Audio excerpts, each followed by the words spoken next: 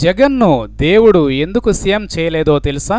గత అసెంబ్లీ ఎన్నికల్లో వైసీపీ కొద్దిపాటి తేడాతో అధికారాన్ని కోల్పోయింది. కేవలం కొన్ని లక్షల ఓట్ల తేడాతో పరాజయం పాలైంది. టీడీపీపై వైసీపీకి వచ్చిన ఓట్ల తేడా అతి స్వల్పం అన్న సంగతిని ఆ తర్వాత కాలంలో జగన్ చాలాసార్లు చెప్పుకుని బాధపడ్డారు. అందుకే ఈసారి మాత్రం తమదే విజయమని ధీమాతో ఉంటున్నారు వైసీపీ నాయకులు.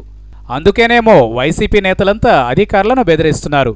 మిమ్మల్ని గుర్తుపెట్టుకుంటాం, మేము అధికారంలోకి రాగానే మీ పని పడతామని జగన్ మొదలుకొని విజయసాయిరెడ్డి వరకు అంతా బహిరంగంగానే వార్నింగ్ ఇస్తున్నారు.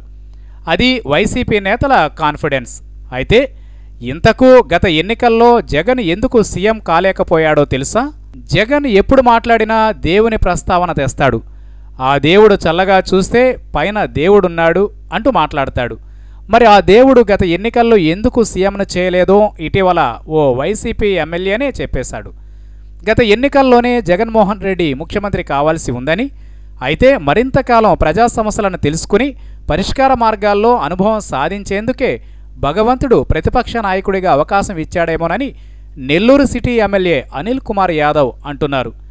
వచ్చే ఎన్నికల్లో జగనన్న ముఖ్యమంత్రి కావడం ఖాయమని, దివంగత మహానేత డాక్టర్ వైఎస్ రాజశేఖర రెడ్డిలాగా మెరుగైన పాలన జగనన్న అందిస్తారని అనిల్ కుమార్ ఆశాభావం వ్యక్తం చేశారు. నెల్లూరులో జరిగిన పార్టీ కార్యకర్తల సమావేశంలో జగనన్న సీఎం కావాలన్నదే తన మొట్టమొదటి మొక్కు అని తెలిపారు.